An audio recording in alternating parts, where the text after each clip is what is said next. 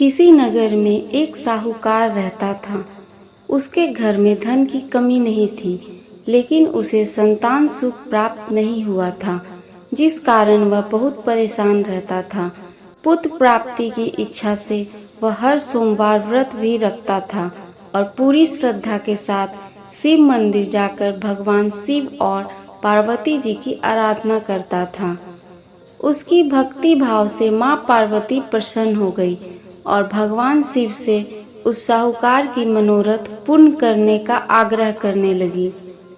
पार्वती जी की इच्छा सुनकर भगवान शिव ने कहा, हे पार्वती, इस संसार में हर प्राणी को उसके कर्मों का फल मिलता है और जिसके भाग्य में जो है उसे भोगना पड़ता है। लेकिन पार्वती जी ने साहूकार की भक्ति का मान रखने के लिए उसकी मनोकामना पूर्ण करने के लिए कहा। माता पार्वती के आग्रह पर शिव जी ने साहूकार को पुत्र प्राप्ति का वरदान दिया, लेकिन साथ ही यह भी कहा कि इस बालक की उम्र केवल 12 वर्ष ही होगी। माता पार्वती और भगवान शिव की बातचीत को साहूकार सुन रहा था, जिसे सुनकर ना उसे कोई खुशी थी और ना ही दुख। वह पहले की तरह शिव जी की पूजा करता रहा। कुछ समय के बाद साहूकार को पुत्र की प्राप्ति हुई। जब वह बालक 11 वर्ष का हुआ तो उसे पढ़ने के लिए काशी भेजा गया। साहूकार ने पुत्र के मामा को बुलाया और उसे बहुत सारा धन दिया और कहा, तुम इस बालक को काशी विद्या प्राप्त करने के लिए ले जाओ और मार्ग में यज्ञ कराते जाना। जहाँ भी यज्ञ कराओ वहाँ ब्राह्मणों को भोजन कराकर दक्षिणा देते हुए जाना। दोनों मामा भांजे इसी तरह यज्ञ कराते और ब्राह्मणों को दान दक्षिणा देते हुए काशी की तरफ चल पड़े। रास्ते में एक नगर पड़ा, जहाँ नगर के राजा की कन्या का विवाह था, लेकिन जिस राजकुमार से उसका विवाह होना था वह एक आंख से काना था, जिसकी जानकारी लड़की और उसके घर वालों को नहीं थी। राजकुमार के पिता ने अपने पुत्र के काना होने की बात को छुपाने के लिए एक चाल सोची। साहूकार के पुत्र को देखकर उसने सोचा कि क्यों ना इस लड़के को ही दूल्हा बनाकर राजकुमारी से विवाह करा दिया जाए। विवाह के बाद इसको धन देकर विदा कर दूंगा और राजकुमारी को अपने नगर ले जाऊंगा। उसने लड़के को दूल्हे के वस्त्र पहनाकर राजकुमारी से उसका विवाह करा दिया। लेकिन साहूकार का पुत्र ईमानदार था।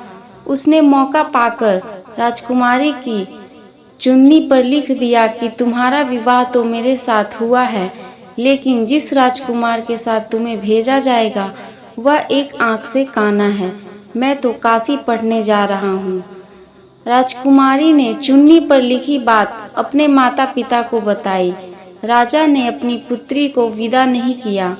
दूसरी ओर साहूकार का लड़का और उसका मामा काशी पहुँचे और वहां जाकर उन्होंने यज्ञ किया।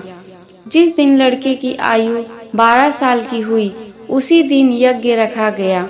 लड़के ने अपने मामा से कहा कि मेरी तबीयत कुछ ठीक नहीं है। मामा ने कहा कि तुम अंदर जाकर सो जाओ। शिव जी के वरदान अनुसार कुछ ही देर में उस बालक के प्राण निकल गए। मृत भांजे को देख उसके मामा ने विलाप शुरू किया। संयोगवश उसी समय शिव जी और माता पार्वती उधर से जा रहे थे। पार्वती ने भगवान से कहा, स्वामी, मुझे इसके रोने के स्वर सहन नहीं हो रहा। आप इस व्यक्ति के कष्ट को अवश्य दूर करें। जब शिव जी मृत बालक के समीप गए तो वह बोले कि यह उसी साहूकार का पुत्र है जिसे मैंने 12 वर्ष की आयु का वरदान दिया। अब इसकी आयु पूरी हो चुकी है। लेकिन मातृभाव से विभोर माता पार्वती ने कहा कि हे महादेव, आप इस बालक को और आयु देने की कृपा करें, अन्यथा इसके वियोग में इसके माता पिता भी तड़प तड़प कर मर जाएंगे। माता पार्वती के आग्रह पर भगवान शिव ने उस लड़के को जीवित होने का वरदान दिया। शिव जी की कृपा से वह लड़का जीवित हो गया। शिक्षा समाप्त करके लड़का मामा के साथ अपने नगर की ओर चल दिया।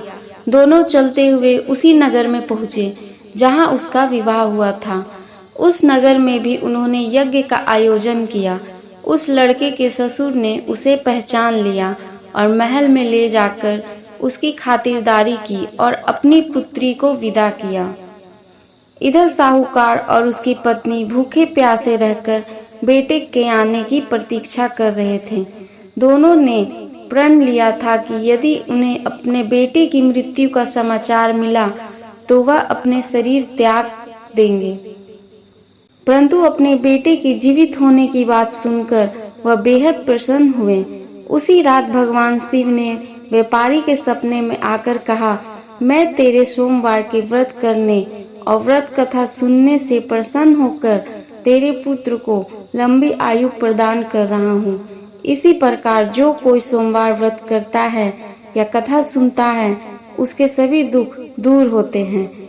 जय भोलेनाथ।